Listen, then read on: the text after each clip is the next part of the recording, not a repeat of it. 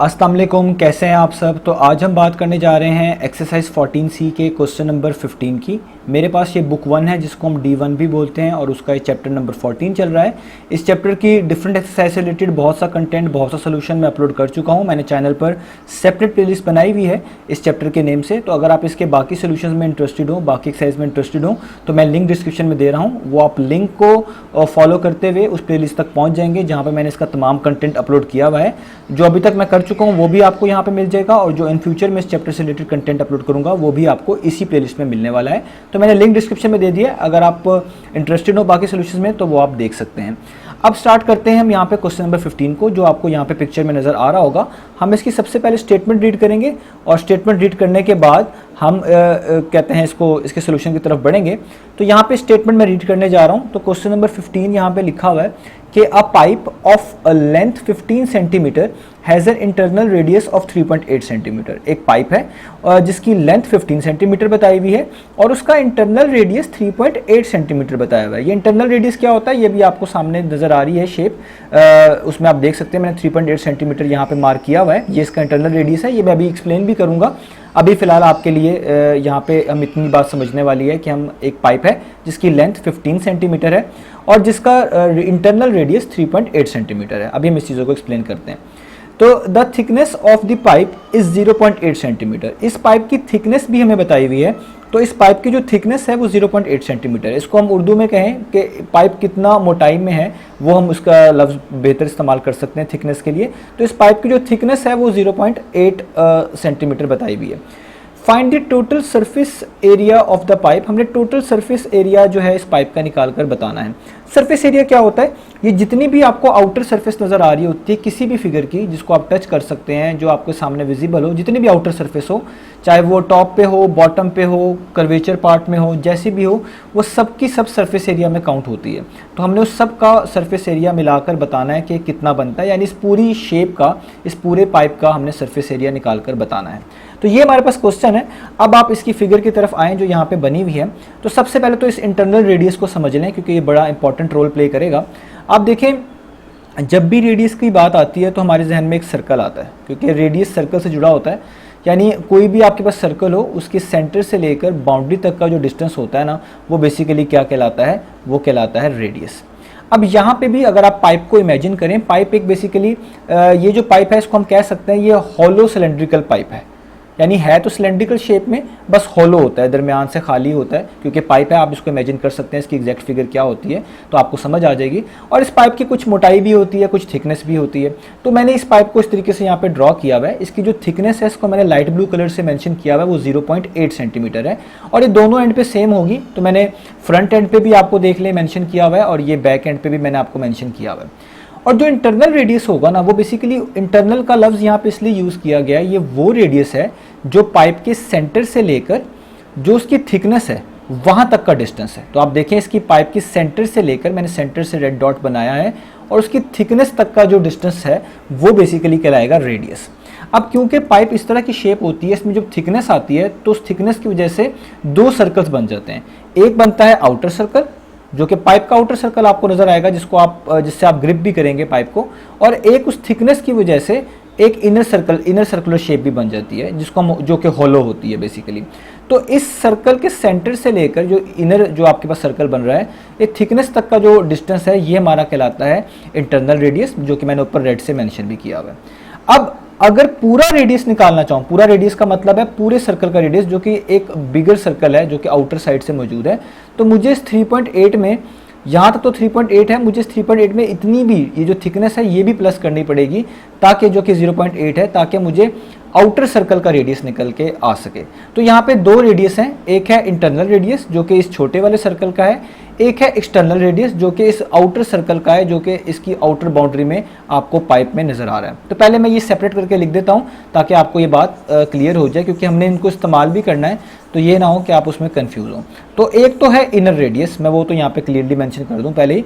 एक तो है इनर रेडियस जो कि छोटे सर्कल का है, इनर रेडियस वो है आपके पास 3.8 सेंटीमीटर, जो कि क्वेश्चन में बता दिया गया। अब एक है आप कह लें radius of a big circle या बिगर सर्कल आप कह लें, या तो जो आउटर सर्कल कह लें, मैं यहाँ पर लिख देता हूँ वो भी रेडियस ऑफ आउटर सर्कल ज़्यादा बेहतर रहेगा, रेडियस ऑफ आउटर सर्कल। दो सर्कल हैं, एक तो इनसाइड है एक आउटसाइड है, तो ये जो आउटसाइड वाला सर्कल है जो कि बाउंड्री पे आ रहा है, इसका रेडियस क्या होगा, इसका रेडियस होगा जितना इनर रेडियस है यानी 3.8 सेंटीमीटर, और उसमें वो थिकनेस भी प्लस कर दें। जो थिकनेस आप प्लस करेंगे जो कि 0.8 है, टोटल मिलाकर 3.8 प्लस 0.8 मिलाकर वो एक आउटर सर्कल का रेडियस बनेगा। तो 3.8 प्लस 0.8, तो आप यहाँ पे इसको ऐड भी कर लें। तो जब आप 3.8 में 0.8 ऐड करेंगे तो आपके पास आंसर आ जाएगा 4.6। तो यहाँ पे मैं लिख देता हूँ 4.6। तो यहाँ पे अब आपको पता चल गया दो तरह के रेडियस हैं, एक इनर रेडियस है वो तो बताया हुआ था, आउटर सर्कल का रेडियस निकालने के लिए जो इनर रेडियस था और जो आपको थिकनेस दी हुई थी उसको आपने प्लस कर दिया, तो आपको रेडियस ऑफ आउटर सर्कल भी पता चल गया। अब हम बात करते हैं सरफेस एरिया की। इस चीज़ को निकालने के बाद अब मैं यहाँ पे बात करता हूँ सरफेस एरिया की। तो सरफेस एरिया को हम पार्ट्स बाय पार्ट्स करेंगे। सबसे पहले जो इसकी फ्रंट एंड आपको नज़र आ रहा है, आप देख सकते हैं इसमें एक आउटर सर्कल है, उसकी वजह से एक इनर सर्कल भी क्रिएट हो रहा है उसकी थिकनेस की वजह से। हम सबसे पहले क्या करने वाले हैं, क्योंकि जो बीच वाला है इनर सर्कल है ये हॉलो है, हमें इसका एरिया नहीं चाहिए, तो हमें इसका एरिया माइनस करना पड़ेगा। तो हम इसका ये तरीका करेंगे, हम पहले पूरे सर्कल का आउटर सर्कल के लिहाज से पूरे सर्कल का एरिया निकाल लेंगे और उसमें से जो ये इनर सर्कल है इसका एरिया जो है वो माइनस कर देंगे, ताकि सिर्फ वही एरिया आए जो कि मैंने यहाँ पे शेड अभी भी कर रहा हूँ और पहले से भी किया हुआ है, सिर्फ वही वाला एरिया हमारे पास आए, क्योंकि वही इसके सरफेस एरिया है, दरमियान वाला पोर्शन तो हॉलो है। तो अब आपको पता है अगर मैं आउटर सर्कल के लिहाज से एरिया निकालूं तो उसका फॉर्मूला होता है पाई आर स्क्वायर, और आउटर सर्कल का जो रेडियस है वो यहाँ पे लिखा हुआ है वो है 4.6, तो यहाँ पे आ जाएगा पाई 4.6 और उस पर स्क्वायर। अब जाहिर बात है इस एरिया में जो मैंने अभी निकाला है इसमें तो सारा एरिया कवर हो जाएगा, ये जो बीच में आ रहा है पोर्शन जिसमें मैं 3.8 सेंटीमीटर है ये भी कवर हो जाएगा। तो मुझे इसका एरिया माइनस करना है, ये जो इनर सर्कल वाला है इसका एरिया माइनस करना है, तो मैं माइनस कर देता हूँ इसमें से पाई, इसका भी एरिया वही होगा क्योंकि ये भी सर्कल ही है, पाई आर स्क्वायर, और इनर रेडियस अब यूज़ करूँगा वो है 3.8 सेंटीमीटर, तो यहाँ पे हो जाएगा 3.8 और उस पर आ जाएगा। अब क्योंकि ये सरफेस एरिया जो मैंने निकाला है, अब इसमें से ये होलो पार्ट वाला एरिया माइनस कर दिया, ये बाहर वाला बाउंड्री वाला आ गया, थिकनेस वाला आ गया, तो ऐसी ही एग्जैक्ट शेप तो दूसरे एंड पे भी है। तो हम क्या करते हैं, क्योंकि जितना एरिया फ्रंट एंड का होगा उतना ही एरिया बैक एंड का भी होगा, वो भी हमने शामिल तो करना है, तो हम इसलिए यहाँ पे ब्रैकेट्स डालकर इसके बाहर लिख देते हैं 2। 2 का मतलब ये है कि जितना एरिया फ्रंट का है उतना ही बैक का, यानी 2 टाइम्स है ये, तो इसलिए मैंने इसको बाहर लिख लिया 2 टाइम्स, ताकि मैं इसको अलग से कैलकुलेट ना करूं, सिर्फ फ्रंट एंड का कैलकुलेट कर लिया तो उसी को 2 से मल्टीप्लाई कर दें, क्योंकि बैक एंड का भी उसी तरीके से होने वाला है, वो भी बिल्कुल एग्जैक्ट उसी तरह की शेप बन रही है। तो यहाँ तक तो हमने फ्रंट और बैक एंड का जो है एरिया निकाल लिया। अब इसमें बाकी एरिया प्लस करते हैं।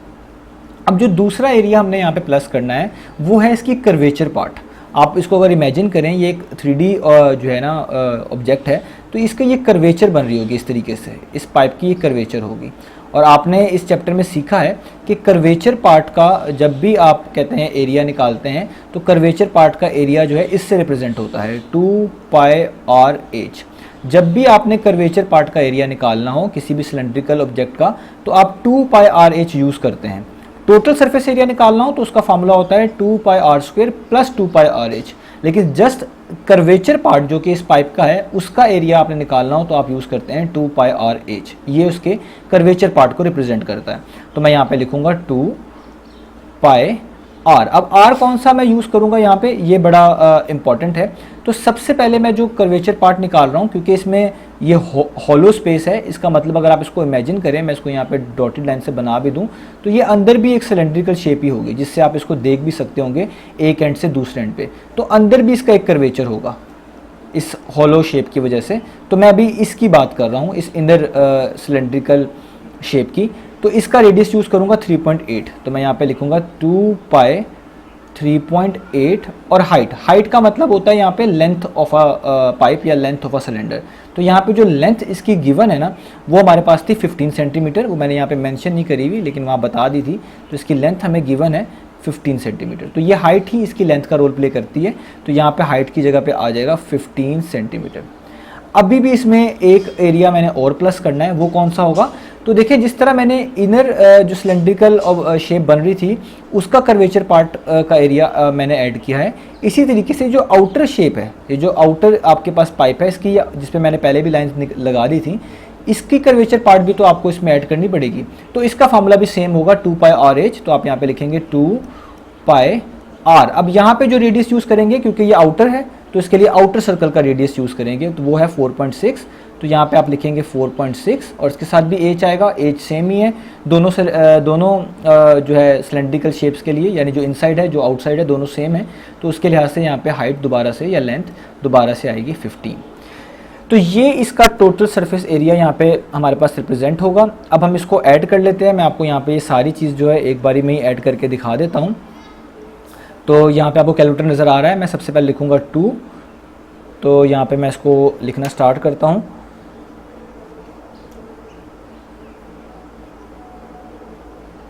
तो मैं इसको यहाँ पे लिख देता हूँ। तो सामने आपको कैलकुलेटर नज़र आ रहा है, मैं इसमें सारी चीज़ टाइप करने जा रहा हूँ। तो सबसे पहले लिखूँगा 2, ब्रैकेट्स डालूंगा, शिफ्ट का बटन दबाऊंगा और ये मल्टीप्लाई बाय 10⁻x दबाऊंगा तो पाई आ जाएगा। फिर ब्रैकेट्स यूज़ करूँगा, इसमें मैं लिखूँगा 4.6 ब्रैकेट क्लोज, यहाँ पे इस पर स्क्वेयर आ रहा है तो स्क्वेयर लिखूँगा, माइनस का साइन, फिर शिफ्ट का बटन और ये वाला बटन यानी पाई आ जाएगा। फिर ब्रैकेट्स डालनी है मैंने, 3.8 प्रेस करूँगा, ब्रैकेट क्लोज और उस पर मैं दोबारा से स्क्वेयर डालूँगा और फिर से ब्रैकेट क्लोज कर दूँगा। आगे प्लस, जिस तरह वहाँ पे लिखा हुआ है एग्जैक्टली वैसे ही लिख रहा हूँ, 2 और शिफ्ट और फिर से पाई का बटन और ब्रैकेट्स, आगे लिखूँगा 3.8 ब्रैकेट क्लोज, आगे फिर से ब्रैकेट्स आएंगी, 15 लिखूँगा, फिर ब्रैकेट क्लोज, उसमें प्लस लिखूँगा 2, फिर शिफ्ट का बटन और दोबारा ये वाला बटन ताकि पाई आ जाए मेरे पास, ब्रैकेट्स, आगे आ जाएगा 4.6 ब्रैकेट क्लोज और फिर आगे ब्रैकेट्स और यहाँ पे 15 लिख दूँगा मैं और ब्रैकेट क्लोज कर दूंगा। अब मैं इक्वल टू प्रेस करता हूँ तो आप देखें ये मेरे पास आंसर आ रहा है। इसको मैंने आपको पहले भी बताया हुआ है, इसको डेसिमल में लेके आने के लिए, फ्रैक्शन फॉर्म से हटाने के लिए ये बटन है SD का, इसको प्रेस किया करें। तो जैसे ही आप प्रेस करेंगे तो आपको यहाँ पे आंसर लिखा हुआ नज़र आएगा 833.90। मैं इसको यहाँ पे भी लिख लेता हूँ 833.90, क्योंकि सरफेस एरिया है और इन डिमेंशन सेंटीमीटर थी तो ये भी स्क्वायर सेंटीमीटर यानी सेंटीमीटर स्क्वायर में ही आएगा यहाँ तक। तो अभी इसको हमने कन्वर्ट करना है एक और चीज़ में। तो ये जो आंसर आता है ये फाइनल आंसर नहीं है, क्योंकि बुक के अंदर जितने भी आंसर्स दिए हैं वो 3 सिग्निफिकेंट फिगर्स तक कैलकुलेट करके दिए हुए हैं। तो हम भी इसको यहाँ पे 3 सिग्निफिकेंट फिगर्स में कन्वर्ट कर लेंगे। तो उसका रूल ये, आप यहाँ से स्टार्ट करें, ये फर्स्ट सिग्निफिकेंट फिगर है, ये सेकेंड है, ये थर्ड है, और अब आप डेसिमल के आगे आ गए हैं तो आपने 3 जब यहाँ पे सिग्निफिकेंट फिगर्स कंप्लीट हो जाएंगे तो आपने उसका जो राइट वाला है वो देखना है नंबर, जो कि यहाँ पे 9 बन रहा है। अगर वो 5 या 5 से बड़ा होगा तो लास्ट वाले में हम 1 ऐड कर देंगे, और अगर वो 5 से छोटा होता तो फिर हम इसको वैसे ही रहने देते। तो यहाँ पे क्योंकि ये 9 है तो इसका मतलब है जो 3 है इसमें 1 ऐड कर देंगे, क्योंकि 9 5 से बड़ा है, तो ये बन जाएगा अप्रॉक्सीमेटली 8 3 और ये 3 में 1 ऐड कर दें तो ये हो जाएगा 4। और बाकी चीज़ों को हम इग्नोर कर देंगे, डेसिमल के बाद आ रही है उसको हम इग्नोर कर देंगे, क्योंकि हमें जस्ट 3 सिग्निफिकेंट फिगर्स तक आंसर चाहिए। तो ये 3 सिग्निफिकेंट फिगर्स कंप्लीट हो चुके हैं, तो ये इसका आपके पास आ जाएगा सरफेस एरिया। तो इस तरीके से हमने जो है इसका सरफेस एरिया कैलकुलेट करना था। तो ये क्वेश्चन यहाँ पे ख़त्म हो चुका है। उम्मीद है आपको समझ आई होगी। थोड़ा सा कह लें कम्प्लेक्स हो जाता है शेप की वजह से, क्योंकि ये 3D शेप्स हैं और इनको ड्रॉ करना भी और इनको विजुलाइज करना कभी कभार जो है दिक्कत देता है। लेकिन मुझे उम्मीद है आप इस वीडियो को 1 बार या 2 बार देखेंगे तो इंशाल्लाह आपको समझ आ जाएगी। अगर आपको फिर भी कोई इश्यूज़ हो तो आप मुझे कमेंट सेक्शन में बता सकते हैं, मैं कोशिश करूँगा कि मैं आपकी हेल्प कर पाऊँ।